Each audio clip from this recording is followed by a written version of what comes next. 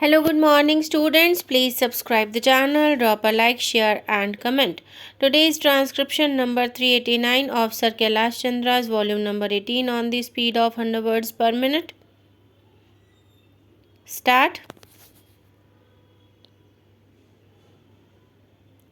Sir, it has been represented to the government that unless the act is brought into force, persons possessing certain licentiate qualifications and persons who are citizens of India possessing certain foreign medical qualifications which are not recognized under the Indian Medical Council Act 1933 will not be eligible for enrollment on the state medical registers. In the circumstances, government consider that the act should be brought into force without further delay. Already the delay has been too long. As soon as the new act is brought into force, the council constituted under the Indian Medical Council Act 1933 will cease to function as there is no provision in the new act for continuing the existing council until such time as a new council is constituted under the act. Some time will necessarily have to elapse before a new council can be constituted, as it is not possible to hold fresh elections under section 3 of the new act before the act is brought into force. I should like to inform the House, in reply to the query made by my esteemed colleague Dr.G.D.Bist, that we think that about 6 months' time will be necessary and that the prolongation of the life of the old council should not be for more than a period of 6 months. As it is desirable that there should be continuity in the existence of the medical council, it is proposed to provide for the continuance of the existing council after the commencement of the new act until the new council is constituted. This will enable the Government of India to enforce the new act immediately without awaiting the completion of the state medical registers by state governments. The enforcement of the Act will also entitle persons possessing certain licentiate qualifications and citizens of India possessing foreign medical qualifications to registration in the state medical registers.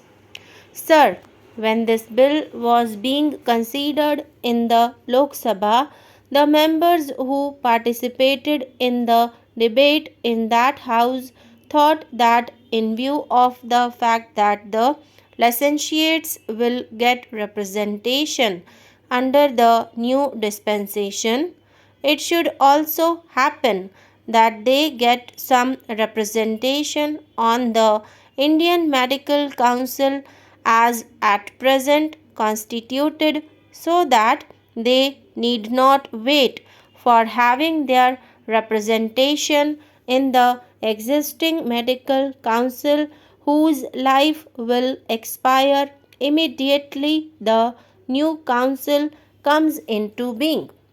Sir, actually speaking, I feel that perhaps we might have come to the Parliament earlier, but in a matter of this kind, where the cooperation of the states is entirely necessary, we cannot simply ignore their request for extension of time.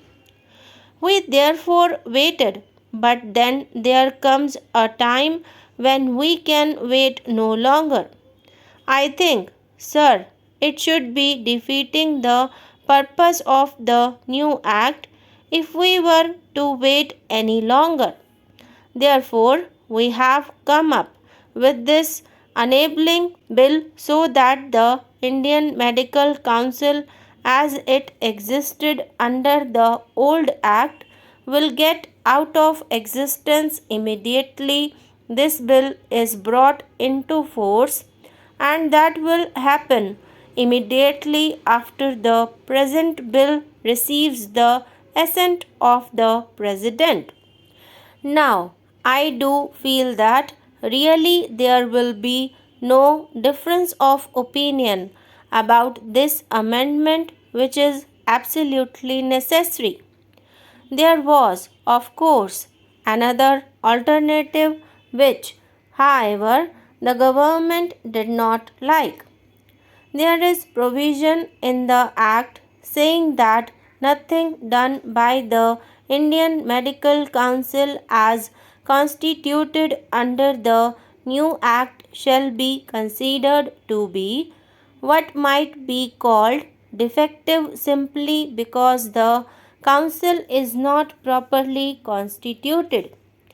Under the provisions of that particular section, we could have just been content to go ahead with nominations where nominations are to be made and gone on with the Indian Medical Council.